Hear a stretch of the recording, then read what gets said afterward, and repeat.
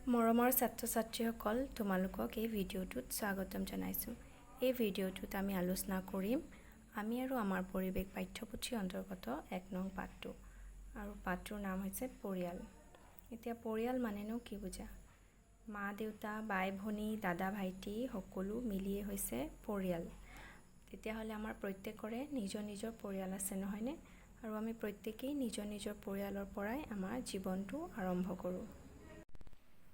এই পাঠটোত দুটা পৰিয়ালৰ কথা উল্লেখ আছে। এটা হৈছে অনিতাৰ পৰিয়াল, আনটো হৈছে শশাংকুৰ পৰিয়াল।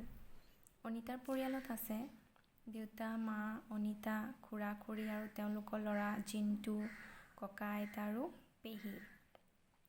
এওঁলোক হৈছে পৰিয়ালৰ একো-একোজন সদস্য। তেন্তে অনিতাৰ পৰিয়ালৰ সদস্য সংখ্যা কিমান হ'ব? 1, 2, 3, 4, 5, 6, 7, 8, 9। অনিতাৰ পৰিয়ালত সদস্য আছে 9 জন। অনিতাৰ পৰিয়ালটো হৈছে যৌথ পৰিয়াল। কাৰণ যৌথ পৰিয়াল এটাত ককা আইতা, খুৰা-খুৰী, মা দেউতা আৰু তেওঁলোকৰ ল'ৰা-ছোৱালী সকলো একেলগে থাকে। যিহেতু অনিতাৰ পৰিয়ালত সকলো একেলগে থাকে, সেয়েহে অনিতাৰ পৰিয়ালটো হৈছে যৌথ পৰিয়াল।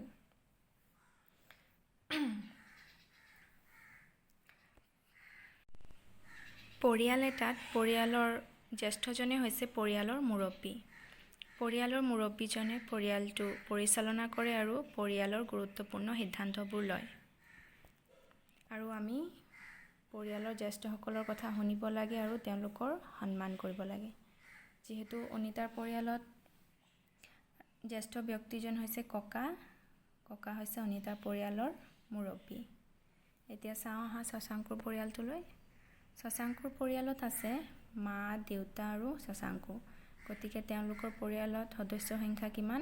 1, 2, 3 জন। শশাংকুৰ পৰিয়ালটো আকৌ অনিতাৰ পৰিয়ালৰ দৰে যৌথ পৰিয়াল নহয়। শশাংকুৰ পৰিয়ালটো হৈছে একক পৰিয়াল।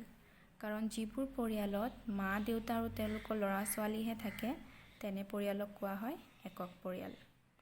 আৰু শশাংকৰ পৰিয়ালত আটাইতকৈ জ্যেষ্ঠ ব্যক্তিজন হৈছে দেউতা। গতিকে দেউতা হ'ব পৰিয়ালটোৰ মুৰব্বী।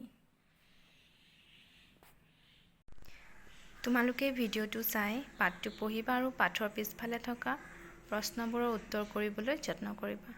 গতিকে ভিডিঅ'টো ইমানেই আছিলে। ধন্যবাদ।